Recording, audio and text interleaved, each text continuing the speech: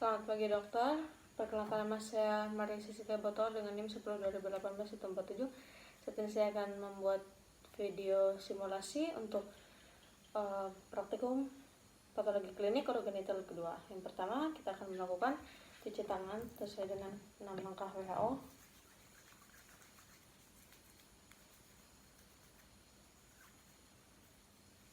Kemudian saya akan menggunakan sarung tangan atau handscoon.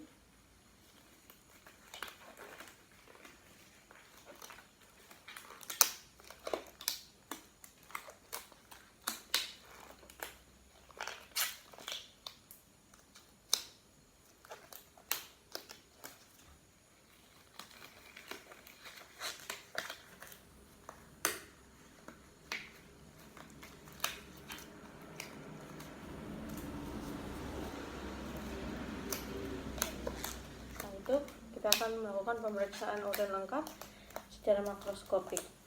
Nah, yang pertama, warna urin normal itu adalah warnanya jernih. Kemudian saya akan menggunakan koran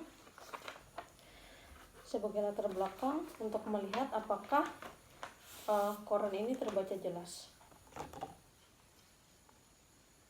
Seperti ini. Kemudian pemeriksaan bau urin itu, urinnya normal itu adalah berasal dari zat amonia. Nah, jika kita mencium ada bau yang sedikit keras atau menyengat, itu akibat makanan tertentu. Kemudian untuk pH urin itu sendiri, untuk pH yang normal itu 4,5 sampai dengan 8. Kemudian untuk berat jenis urin normal itu 1,005 sampai dengan 1,030.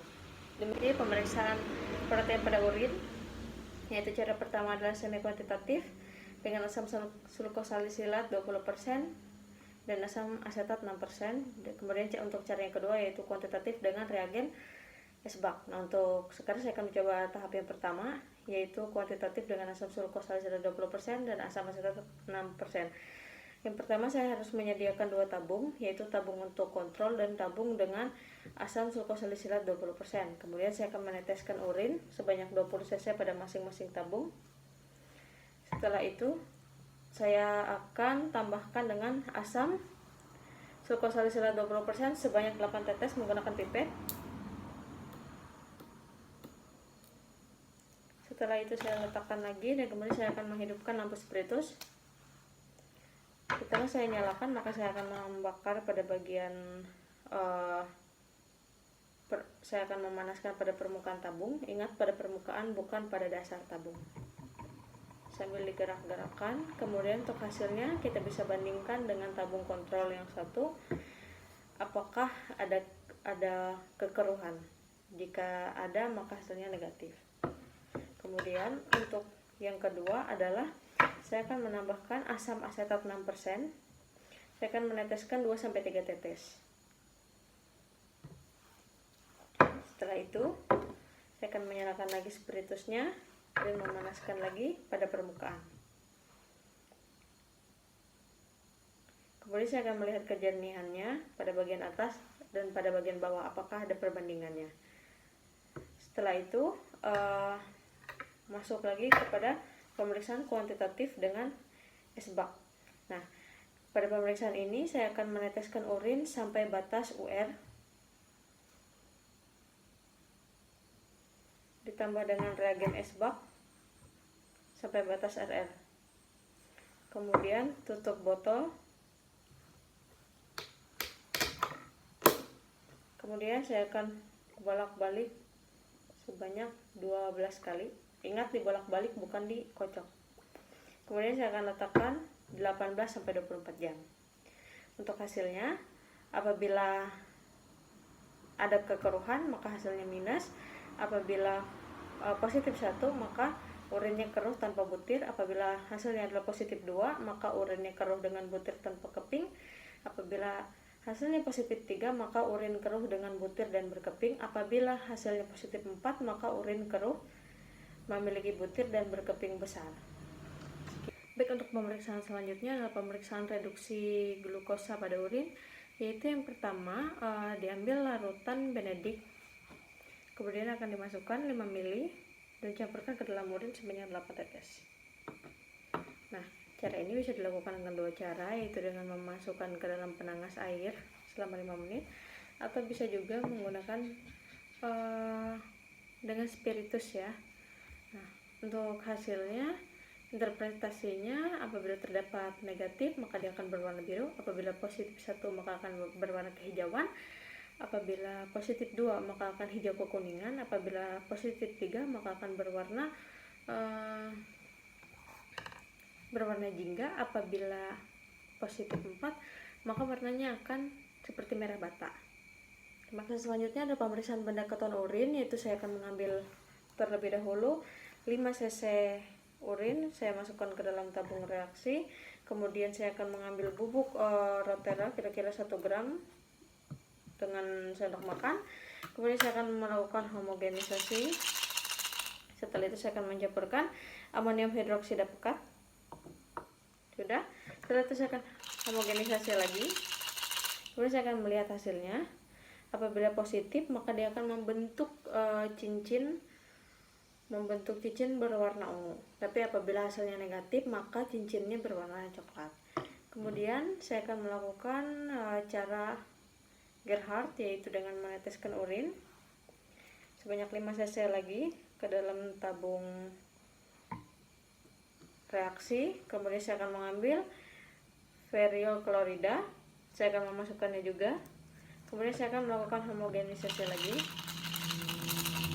Nah, apabila hasilnya berwarna putih maka akan disaring terlebih dahulu. Setelah disaring, saya akan mengambil ferriol klorida lagi, mencampurkan ke dalam situ. Kemudian saya akan homogenisasi lagi. Untuk hasilnya merah anggur, yaitu positif. Sekian. Selanjutnya adalah pemeriksaan bilirubin, yaitu yang pertama yang perlu diperhatikan, saya akan mengambil 5 cc urin, kemudian saya akan memasukkan ke dalam tabung reaksi. Nah, karena saya sudah menggunakan handscoon, kemudian saya akan menutup pada bagian atasnya menggunakan tangan, kemudian saya akan mengocoknya.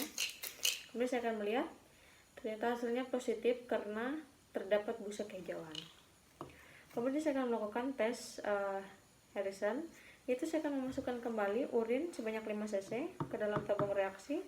Kemudian saya akan mencampurkan BaCO2 10% sebanyak 5 ml. Kemudian saya akan mengocok kembali seperti yang tadi saya jelaskan. Kemudian saya akan menggunakan saringan untuk melarutkan. Jadi saya akan mengambil larutan forceps. Saya akan menambahkan ke dalamnya.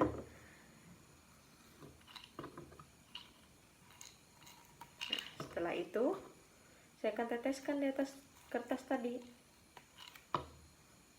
Untuk hasilnya. Nah, untuk hasilnya adalah positif, yaitu biru kehijauan. Setelah itu saya akan melanjutkan kepada pemeriksaan urobilinogen dengan cara Wallace Diamond.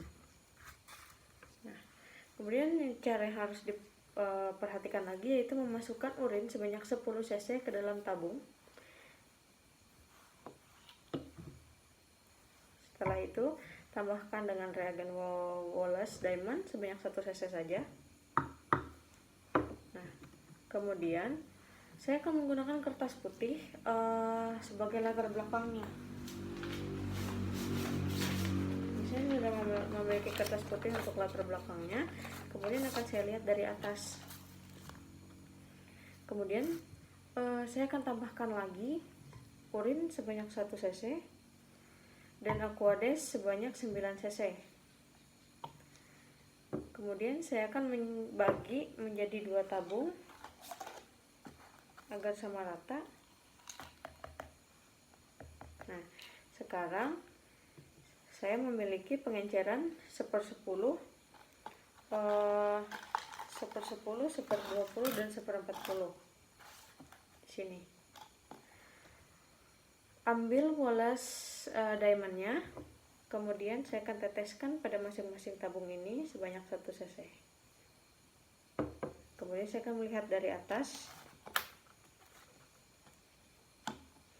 Nah, untuk warna merah terakhir di sini yang terlihat yaitu berada pada pengenceran 1/20, dimana artinya adalah positif 1/20 dan negatifnya 1/40.